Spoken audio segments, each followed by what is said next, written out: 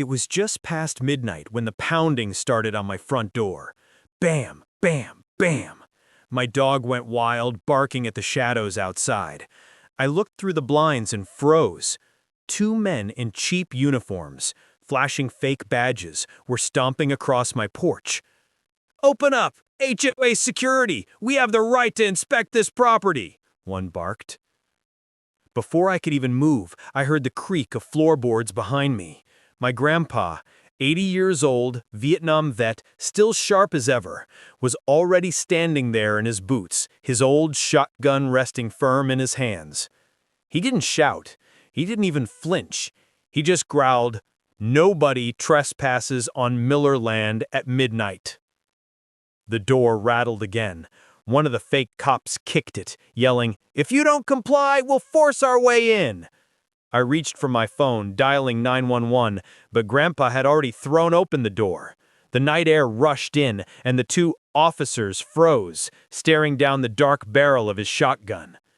"You got 10 seconds to explain," Grandpa said calmly, "before you're the ones lying face down in the dirt." The men stumbled back, their fake badges shaking in their hands. One tried to bark orders again, but his voice cracked. "We're authorized by the HOA." Grandpa cut him off. "Son, I built this house with my bare hands, and I didn't fight overseas just to be told I can't sleep in it." The whole street was waking up now, neighbors flicking on porch lights, phones out, recording. And for the first time, the fake cops looked terrified. The blue and red lights lit up the street faster than I expected. Within minutes, 2 real patrol cars pulled up, their sirens cutting through the night. The fake HOA cops immediately straightened their shoulders, trying to act like they belonged there. One of them even waved at the officers like they were colleagues. But the real cops didn't wave back. They stepped out slow, hands on their belts, eyes scanning the porch where Grandpa still stood, shotgun lowered but steady. My heart was racing, but Grandpa's face didn't even twitch. "These two claim they're here for an inspection at midnight with fake badges," I said, pointing. One officer looked at the men's patches and chuckled under his breath. "That's not even the right font for our department."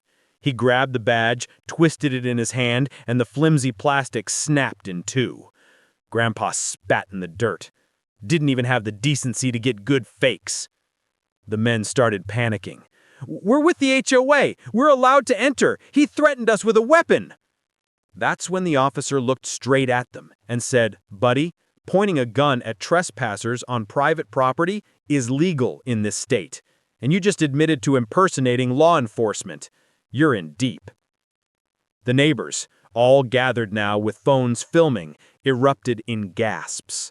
One woman shouted, "I knew it! HOA's been pulling scams for months!" The fake cops tried to run, but within seconds they were face down on the pavement, cuffed under the flashing lights. Grandpa didn't even smile. He just muttered, "Next time, knock like decent men, or don't knock at all." By morning, the video was everywhere. Neighbors had uploaded the whole scene, Grandpa's shotgun stance and all. The HOA board called an emergency meeting in the clubhouse, pretending like they had nothing to do with it. But when I walked in with Grandpa by my side, the room went silent. Karen, the board president, with her perfect pearls and sharper tongue, slammed a stack of papers on the table. Those men were private contractors hired to enforce HOA regulations. If they overstepped, that's not our fault. Grandpa laughed under his breath, shaking his head. "Private contractors, lady? They showed up at midnight with fake badges. That's called felony impersonation." Karen snapped back. "Your family has been nothing but trouble for this neighborhood. You think you can intimidate us with guns?" Before I could respond, the officer from last night stepped into the room. Everyone froze. He was holding a folder, and without a word, he dropped it on the table. Inside were mugshots of the 2 fake cops, already booked. "They confessed," the officer said flatly. "Said they were hired directly by the HOA president, paid in cash, told to scare the Miller family into compliance." Karen's face drained of color. She stammered, "That's a lie. They're just saying that to save themselves." The officer didn't blink. Funny, because we traced the payments, straight from the HOA account. The neighbors gasped, phones already raised, recording every second. Karen tried to grab the papers back, but Grandpa's voice cut through the room like thunder. "You tried to terrorize us in the dead of night. You thought nobody would stand up. Well, you didn't count on me still being here." Karen's hands shook as she scrambled to regain control.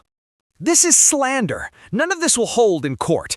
I'll have your property seized, your family fined, your—" She didn't get to finish. Grandpa slowly leaned forward, resting both palms on the table, his voice low but carrying through the whole room. "Lady, you ever wonder why those real cops showed up so fast last night?" Karen blinked, her mouth opening but no sound coming out. Grandpa pulled a weathered leather wallet from his jacket and tossed it onto the stack of papers. The gold badge inside caught the fluorescent light. Retired U.S. Marshal. The room went dead silent. "Those boys out there aren't just local officers. They're my old recruits. I trained half of them. When I call, they answer." The color drained completely from Karen's hands shook as she scrambled to regain control. "This is slander. None of this will hold in court. I'll sue every single one of you for defamation," she screamed, but her voice cracked under the weight of 100 eyes staring her down. The officer didn't move. "Karen, you're already facing charges for conspiracy, misuse of HOA funds, and hiring armed impersonators. You should worry less about suing and more about bail." But Karen wasn't done. She reached into her purse and slammed a crumpled letter on the table.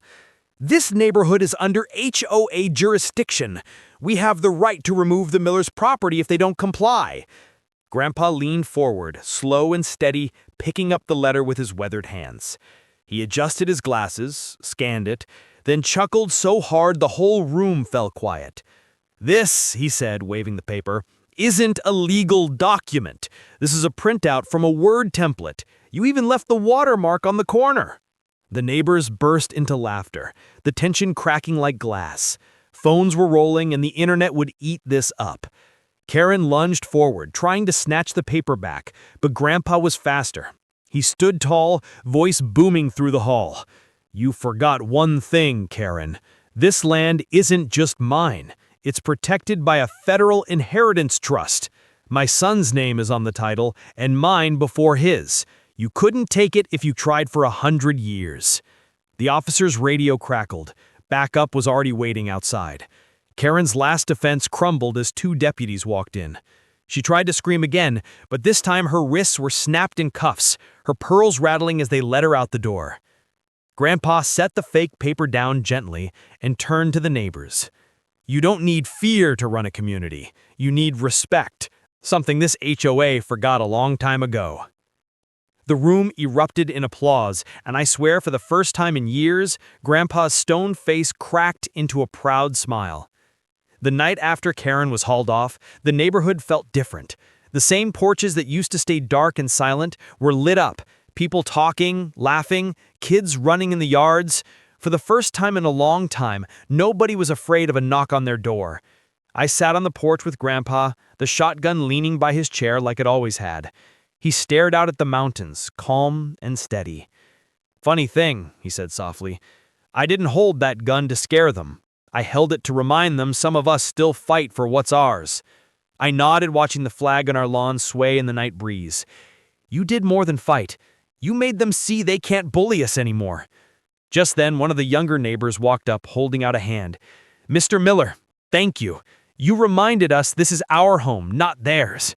Others followed, shaking his hand, some even hugging him. Grandpa wasn't a man of many words, but the look in his eyes said everything. He finally felt that people remembered the value of standing strong.